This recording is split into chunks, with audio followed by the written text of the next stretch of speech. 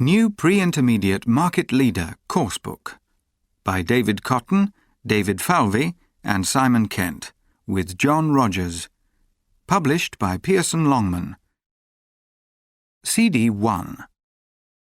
Unit 1. Careers. Recording 1.1. Lots of helpful advice here. Debbie, what do you think?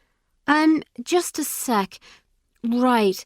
Well, I'd say the most useful tip from this list was the one about creating your own goals. I've always believed that if you don't know where you want to go, well, you'll never get anywhere. You'll be stuck. Exactly. Stuck in the same old job for the rest of your life. Right. Next. Be comfortable with being no. That's my third point, actually. What I've chosen is make a list of your priorities. And outline your tasks for the day. Yep, that's the one. It's logical, isn't it? First, you need to set your objectives, and once you've done that, you need to prioritise them. And if you want to move ahead in your career, you also need to evaluate your progress regularly, as it says here. If you do that, you get a better idea of what you're good at, and also of the areas that you need to work on.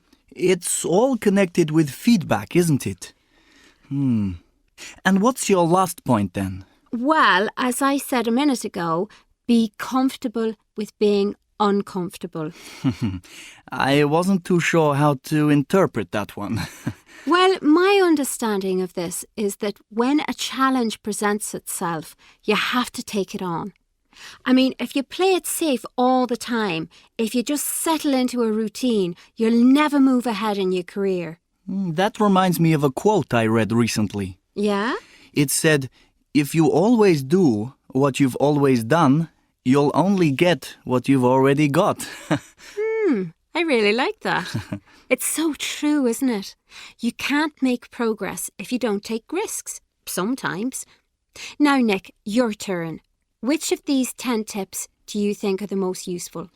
Hard to believe, but my first one is the same as yours. Really? That's so interesting. A meeting of minds. For me, this was the easiest to decide on. I believe that once you've established your own goals, in many ways all the rest follows.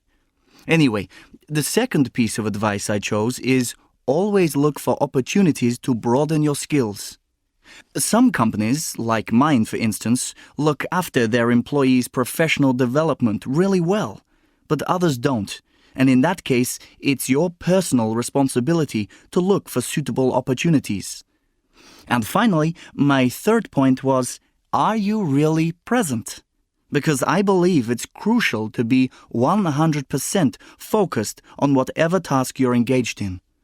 But now, after talking with you, I think I'd like to change it. I like what you said about being uncomfortable.